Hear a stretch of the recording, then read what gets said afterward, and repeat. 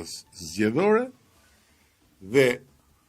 të zbatuar nga 1 janari 2026, kur do të rritet paga minimale për 307.850 punonjës të regjistruar në shtet apo në privat që do të marrin 500 euro. Rritja e pagës minimale në 500 euro, që do të thot me ligj, askush nuk do të ketë një pagë më të ulët se kaq në Republikën e Shqipërisë, nuk do të jetë rritja e fundit e pagës minimale, por vetëm e para, sepse gjatë mandatit të 4 paga minimale do të arrijë, siç e kemi premtuar, në 700 euro.